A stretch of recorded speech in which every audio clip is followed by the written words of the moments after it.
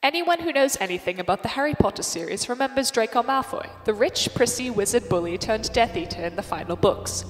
And this is how people remember him. And yet, does he truly deserve this bad reputation?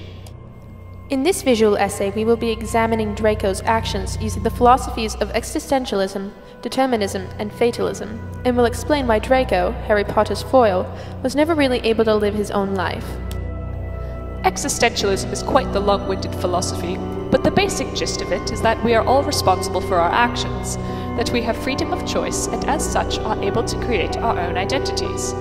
If we view Draco's life through the existential lens, we come to a harsh conclusion, that all the cruelty that Draco committed during his years of bullying at Hogwarts and during his servitude to Lord Voldemort was entirely his fault.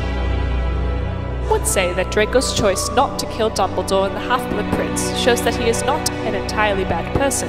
An existentialist would point out that Draco always had the choice to refuse the Dark Mark in the first place. When viewing Draco through the existential lens, we must come to the conclusion that he was an irresponsible person who never had any regard for his actions and their effect on others. Another way to consider Draco's life is through the philosophy of fatalism, that all events are bound to happen and that fate cannot be avoided. We encounter this philosophy in Vonnegut's Slaughterhouse 5. The Tralfamadorians, as creatures of the fourth dimension, view fate and time as absolutes. In regards to Draco, they would say that he has always, and he always will, be a Death Eater. In fact, many authors throughout history have taken fatalism as an absolute truth. For example, Sophocles' play Oedipus conveys the message that we have no free will. His main character, Oedipus himself, finds that free will is only an illusion, and that all the precautions he has taken in order to avoid his prophesied fate have in fact propelled him straight into it.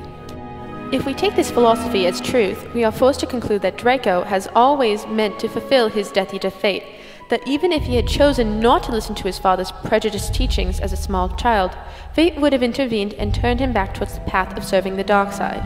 The implications of this are that no one is responsible for anything they do, that we should not fault Draco for being a bully, but also that we should not admire Harry Potter for being the savior of the wizarding world, since they were simply fulfilling their respective fates. In the fatalistic view, Draco was always doomed to be a coward fighting on the wrong side of the war. However, there is another way we can view Draco Malfoy's life, and that is through the concept of determinism. This philosophy simply states that every event has a cause, and that the universe is ruled by causal laws. Hence, Draco's actions as a Death Eater, even his actions on his very first day at Hogwarts as a bully, can be traced back to one cause. As for the cause in particular, Draco himself tells us repeatedly who has impacted his life the most. For example, after he breaks Harry Potter's nose in the 6th book, he growls, "That was for my father." Draco's father is his idol, his hero. He is the only person, besides his mother, that Draco has ever shown respect for. And isn't every child's hero his father growing up? Obviously, Draco will listen to whatever his father tells him to. And his father told Draco repeatedly that the Malfoy family was superior to all other wizarding families because of their pureblood status, that all Muggle-borns are scum, that there is no higher honor than to serve Lord Voldemort. Is it truly a surprise, then, that Draco accepted the Dark Mark without question?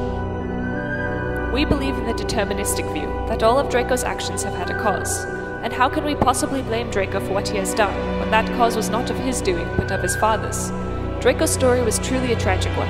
Having had views depressed upon him before he could formulate his own ideas of the world, the only time he was ever able to think for himself was when he was already a Death Eater.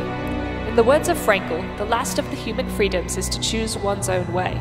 Because he was never able to experience this freedom, Draco Malfoy is a character we should view with pity and compassion, because he was the boy who never had a choice.